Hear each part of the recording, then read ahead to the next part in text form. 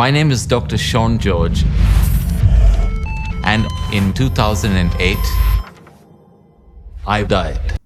மேற்கு ஆஸ்திரேலியாவில் மருத்துவராக சேவை செய்து வருபவர் டாக்டர் ஷான் ஜார்ஜ். மருத்துவத்தின்படி அவர் 85 நிமிடங்கள் மரித்த பின் அவருடைய மனைவி ஜெபத்திற்கு பின்னர் அவருடைய இருதயம் அதிசயமாக துடிக்க ஆரம்பித்தது. அக்டோபர் 24, 2008 அன்று எஸ்பெரான்ஸ் என்னும் இடத்தில் மருத்துவ சேவையை முடித்துவிட்டு கல்கூர்லி என்னும் பகுதிக்கு காரில் வரும் வழியில் அவருக்கு தன் நெஞ்சில் அசௌகரியம் ஏற்பட்டிருக்கிறது. அது பெரிய வழியாக இராததால் ஒருவேளை நாம் சாப்பிட்ட ஏதோ ஒன்று ஒத்துக்கொள்ளவில்லை என்று நினைத்து கொண்டு பயணத்தை தொடர்ந்திருக்கிறார். ஏறத்தாழ 350 கிலோமீட்டர் கார் ஓட்டிய பிறகு அவருக்கு வலி அதிகமாகிவிட்டது. வாகனத்தை ஓரத்தில் நிறுத்தி தன்னுடன் பயணம் செய்த உதவியாளரை அவருடைய நாடி துடிப்பை பரிசோதிக்கும்படி கேட்டுக்கொண்டார்.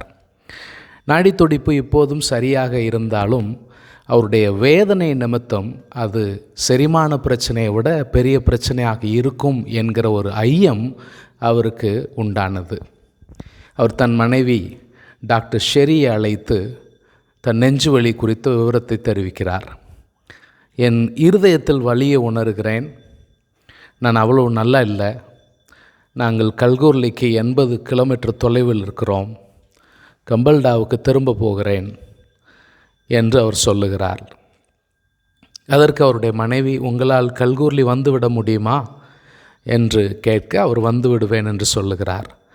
ஆனாலும் கம்பல்டா என்கிறதான சுரங்கம் இருக்கக்கூடிய கிராமத்தில் உள்ள கிளினிக்கு அவர் நேராக சென்று ஒரு இசிஜி பார்க்க சொல்லுகிறார். அவர் போன நேரம் அந்த கிளினிக்கினுடைய டாக்டர் மதிய உணவிற்கு சென்று விட்டார். அங்கே இருந்த நர்ஸ் அவருடைய இசிஜி ரிப்போர்ட்டை டாக்டரிடமே கொடுத்து விடுகிறார். டாக்டர் அந்த ரிப்போர்ட்டை பார்த்துவிட்டு, கடவுளே எனக்கு அட்டாக் வந்திருக்கிறது என்று சொல்லிக் கொள்ளுகிறார். மதிய உணவு முடித்து திரும்பிய அந்த கிளினிக்கினுடைய டாக்டரோ டாக்டர் ஷானுக்கு அட்டாக் நடந்திருக்கும் என்பதை நம்ப முடியவில்லை. ஏனெனில் அவருக்கு அப்போது 39 வயது தான் ஆகியிருந்தது.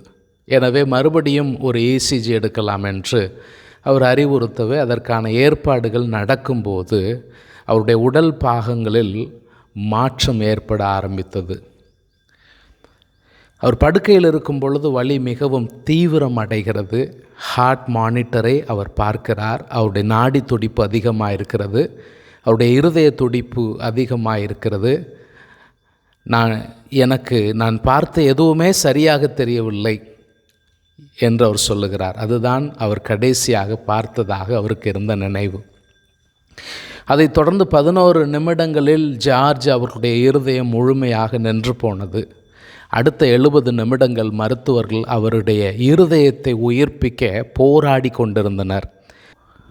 அவருக்கு 13 மின் அதிர்வு சிகிச்சை கொடுத்தும் சிபிஆர் கொடுத்தும் பயன் தராததால் மருத்துவ குழு ஆக்சிஜன் தவிர்த்து ஏனைய சிகிச்சை அளிப்பதை நிறுத்திவிட்டனர். மருத்துவ விஞ்ஞானத்தின்படி 3 நிமிடங்களுக்கு மேல் மூளைக்கு இரத்தம் செல்லாவிட்டால் மூளை செல்கள் மரிக்க துவங்குகின்றன. 20 நிமிடங்கள் கழித்து மூளை முழுவதும் இறந்து விடுகிறது. எனவே தான் 30 நிமிடங்களுக்கு மேலாக சிபிஆர் செய்வதில்லை. டாக்டர் ஷெரி தன் கணவரின் 2 உடன் பணி செய்யும் மருத்துவர்களுடன் மருத்துவமனை வந்தபோது அங்கிருந்த மூத்த மருத்துவர் அவருடைய கணவர் இறந்து விட்டதையும் அவருக்கு பிரியாவிடை கொடுக்கும்படியாகவும் அவருக்கு யோசனை சொல்லுகிறார். ஷெரியோ நம்பிக்கை இழக்காமல் தன் கணவருடைய கரத்தை பிடித்து எளிய ஜெபம் செய்தார். கர்த்தராகிய இயேசுவே, ஷானுக்கு 39 வயது தான் ஆகிறது. எனக்கு 38. எங்களுக்கு 10 வயது பையன் இருக்கிறான். எனக்கு ஒரு அற்புதம் தேவை.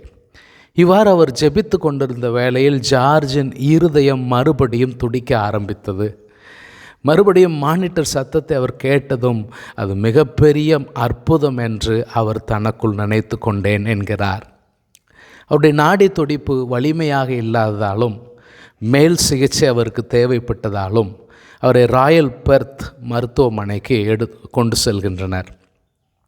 அவருடைய இருதயத்தின் வலது இரத்த குழாயில் இருந்த அடைப்பை சரி செய்யும்படி அவருக்கு ஸ்டென்ட் பொருத்தப்பட்டது. அவருடைய மாரடைப்பு அவருடைய நுரையீரலையும் சிறுநீரகங்களையும் ஏற்கனவே பாதித்து விட்டதால் அவர் இந்த அபாயத்திலிருந்து மீளவும் அவருடைய மூளை செயல்படவும் துவங்கும் என்பதை மருத்துவ குழுவால் நம்ப முடியவில்லை. ஆனால் அற்புத விதமாக அடுத்த சில நாட்களில் டாக்டர் ஜார்ஜ் சுகமடைய தொடங்கினார். அட்டாக் நடந்த 2 நாளைக்குள் அவர் சிறிது கண்களை திறந்து பார்த்தார். அடுத்த சில நாட்களில் தன் கை கால்களை அசைக்க துவங்கினார். தொடர்ந்து அடுத்த 2 தினங்களில் அவர் முழுவதும் சுய நினைவுக்கு திரும்பினார். அவர் பேச துவங்கி தன்னுடைய ரிப்போர்ட்டை கேட்டு வாசிக்க ஆரம்பித்தார். மருத்துவமனையில் அனுமதிக்கப்பட்ட 13வது நாளில் அவர் டிஸ்சார்ஜ் செய்யப்பட்டார். அவர் மருத்துவமனையில் இருப்பார் என்று அவரை பார்க்க வந்தவர்களிடத்தில் மருத்துவ பணியாளர்கள் சொன்னது, அதிசய மனிதர் மருத்துவமனையிலிருந்து சென்று விட்டார் என்பதுதான்.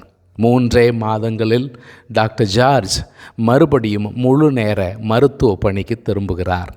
இந்த அதிசயமான அனுபவத்தை திரும்பி பார்க்கும் டாக்டர் ஜார்ஜ் அவருக்கு முக்கியமான சத்தியங்களை காண்பிக்கவே இந்த மரணத்தின் அனுபவத்தில் தேவன் அவரை தப்ப வைத்ததாக நம்புகிறார். இயேசு கிறிஸ்து சிருஷ்டிக்கும் தெய்வம், ஜீவன் தருகிறவர், அசாத்தியமானவைகளை சாதிக்கிறவர். அவருடைய ஊழியர்களின் எளிமையான ஜெபங்களுக்கு பதில் தருகிறவர் என்கிறார் டாக்டர் ஜார்ஜ். நம்ம எல்லாருக்கும் நித்தியம் என்பது ஒரு மூச்சு அளவு தூரத்தில் தான் இருக்கிறது. கடவுளுடன் நமக்கு இருக்கும் உறவு ஒன்று தான் முக்கியமானது. இந்த உலகில் நாம் யாத்திரை செய்கிறவர்கள்.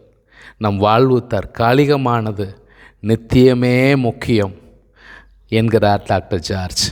டாக்டர் ஜார்ஜ் தம்பதியினர் தங்கள் நாளை ஜெபத்துடன் துவங்குகிறார்கள். இணைந்து வேத தியானம் செய்கிறார்கள்.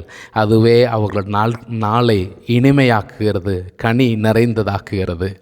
டாக்டர் ஜார்ஜ் அவர்களின் வாழ்க்கை அனுபவம் கடவுள் இன்றும் அற்புதம் செய்கிறார் என்பதை சாட்சியாக விளங்க பண்ணுகிறது. மருத்துவ அறிவுக்கு எல்கை இருக்கலாம், அவருடைய வல்லமைக்கோ முடிவு இல்லை. இந்த சாட்சி நம் விசுவாசத்தையும் தூண்டட்டும். God bless you.